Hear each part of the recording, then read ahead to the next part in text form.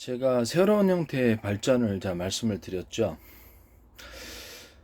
어, 기존에 이제 자동차 실린더 방식의 폭발 행정을 통해서 회전축을 돌려주는 이 부분인데요.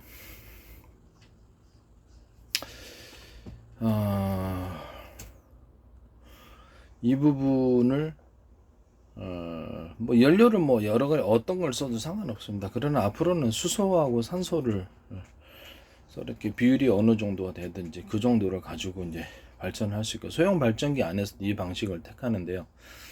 독특한 부분은 이제 서로 굵기가 틀린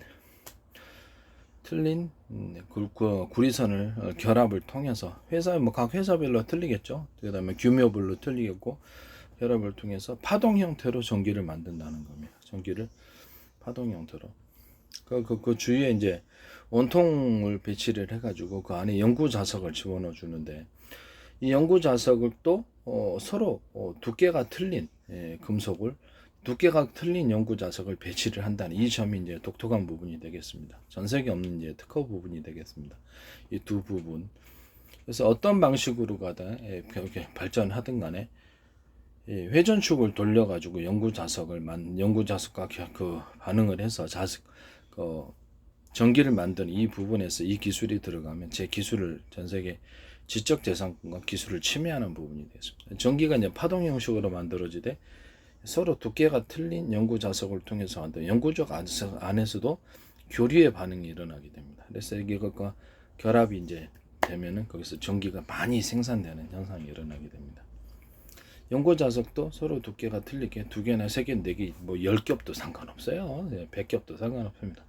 여러 겹을 겹쳐서 만들어서 안에서 연구 자석도 서로 그 안에서 교류가 일어나게 하고 파동으로 만들어주는 거죠. 그 안에서도 파동으로 만들어주고, 두 파동, 연구자석 안에서의 파동과 이 전기선 안에서 파동이 결합을 해가지고 파동적인 전기를 생산하는 획기적인 방식입니다. 전기 터빈도 이런 식으로 할 수 있고요. 모든 형태의 발전이 이런 방식으로 갈 수 있습니다. 이것은 전 세계 특허가 되겠습니다. 그리고 이제 이런 것을 병렬 숫자를 많이 배치하는 거예요. 회전축을 20m, 40m, 100m 이렇게 상관없이 많이 늘려가지고 할 수 있습니다. 자동차 방식으로 이제 돌리대 자동차 방식으로 원형 코일을 기존 모터를 통해서 10% 정도의 에너지를 넣어서 전기전을 얻을 이것을 생산할 수 있다면 이것도 괜찮다고 저는 생각합니다. 기존 모터 방식으로 해서 10%에서 돌려갖고 전기를 더 많이 뽑아낼 수 있으면, 이 파동 방식으로 인해서 10의 전기를 투입했으면 이게 50, 100 하면 이것도 나쁘지 않다라고 생각을 합니다. 그래서 전기 배터리에서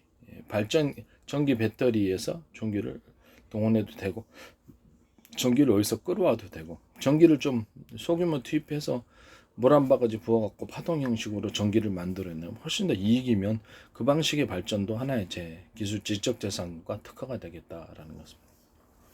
예전에 모터 방식에서 그냥 원형 코일, 서로 굵기가 틀린 원형 코일을 감아서 그걸로 회전축을 돌려주든지 이런 방식도 괜찮다라는 것을 말씀을 드립니다.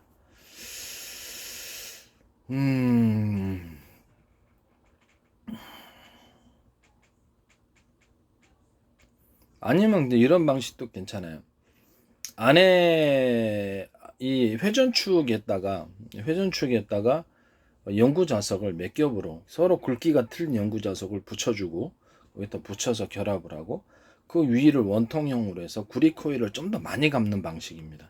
구리 코일을 서로 굵기가 틀린 굵기를 많이 감는 이런 방식을 통해서 발전할 수 있다. 그러면 훨씬 더 반응이 잘 일어날 것이다 라는 것입니다. 이런 방식을 통해서 그냥 자동차 실린더 방식으로 하셔도 되고, 전기를 약간 걸어가지고 거기서 전기를 걸어가지고 회전축을 돌려줌으로써 그 전기를 이제 거는 방식도 이제 파동 방식이 되겠죠. 그쪽 전기선 자체가 회전축을 이제 돌려줄 때 제 방식으로 원형 코일식으로 감아갖고 전기축을 돌리는 방식이 있단 말이에요. 그런 식으로 돌렸을 때 그것은 서로 굵기가 틀린 것이어야 됩니다. 그래야지 회전 운동이 일어난 거거든요. 회전축을 돌려준다. 이 방식이 되겠습니다.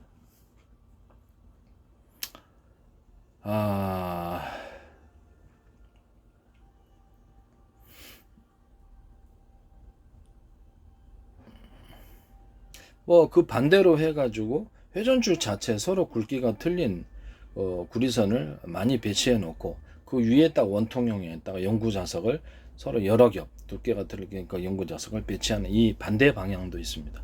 그래서 회사에서 어떤 방법을 채택을 하든지 제 기술 구조와 그게 그 뭐랄까 특허권, 지적재산권을 침해하는 기술이다라는 침해한 부분이라는 것을 다시 한번 말씀을 드립니다. 아시겠죠? 이것은 굉장히 중요한 이게 화력 발전에 사용할 수 있고요. 조그만 소형 발전기 안에서도 이런 구조가 들어갈 수 있습니다. 조그만 소형 발전기 안에서도 이런 구조가 여러 개가 들어갈 수 있고, 또는 화력 발전에서도 대규모 화력 발전에서도 가능합니다. 엄청난 산업 시설이 필요 없고 장소가 필요 없이 도심 안에서도 안전하게 전기를 생산할 수 있습니다. 연료는 수소, 산소도 될 수 있고 휘발유, 산소도 될 수 있고 경유, 산소, LPG, 산소, 도시가스, 수소, 산소도 상관없습니다. 도심 안에서도 사실은 좀 도심 외곽 정도 되면 한 우라늄 액상하고 수소, 산소도 상관없지 않느냐라고 생각을 하게 됩니다. 전기를 정 불안하면 그냥 전기를 조금 투입을 해서 10% 전기 투입했는데 100이 나온다면 놀라운 거 아닙니까? 적어도 50, 60이 나온다면 파동적인 전기로 생산했을 때 이런 방식이 이 말도 안 되는 이 전기 생산이 나오게 되는 것입니다. 이 방식은 제 방식이 되겠습니다. 전기를 투입을 해서 회전축을 돌려갖고 전기를 만들다니 무슨 정신 나간 짓이냐라고 생각을. 투입된 전기 대비해 가지고 이게 과연 나오겠느냐? 나옵니다.